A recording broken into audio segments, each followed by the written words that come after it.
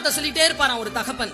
போய் குருநாதர் கிட்ட சொல்லியிருக்கான், என் வாழ்க்கையில மாற்றம் வேணும், எனக்கு ஏதாவது சொல்லி கொடுங்க. அவர் என்ன சொன்னாரா, சரி நீ கெட்ட வார்த்தை சொல்லிட்டு என்ன பண்ற, நான் மன்னிப்பு கேட்டுறேன், கெட்ட வார்த்தையில திட்டிடுறேன், என்ன பண்றதுன்னு தெரியல, என் நிலையில இருக்க மாட்டேங்கிறேன். உடனே குருநாதர் சொன்னாராம், ஒரு அட்டை எடுத்துக்க, எல்லாத்துலயும் ஆணி அடிச்சிரு, ஆணி அடிச்சு அடுத்த நாள் எல்லா ஆணியையும் எடுத்துட்டு வானா. சரி, ஆணி ஒவ்வொரு கெட்ட வார்த்தை சொல்லும் போது ஒரு ஆணி, அடுத்த நாள் எல்லா ஆணியையும் எடுத்துட்டு போனானா, அந்த அட்டையை கொண்டு வந்தாராம் குரு. ஆணி அடிச்ச, ஆணி எடுத்துட்ட, ஆனால் ஆணியால் அடிக்கப்பட்ட காயம் இருக்குல்ல, அந்த அட்டையில அப்படியே இருக்கு.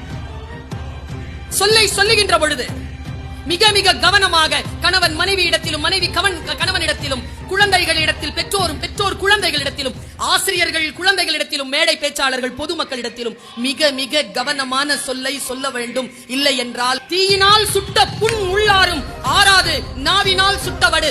சொல்லுக்கும் தீக்கும் இருக்கிற வித்தியாசத்தை சொல்றான் அந்த குறள்ல வள்ளுவன். தீ இருக்குல்ல உள்ள ஆறிடும், வெளியில ஆறாது. சொல்லு இருக்குல்ல வெளியில ஆறிடும், உள்ள ஆறாது.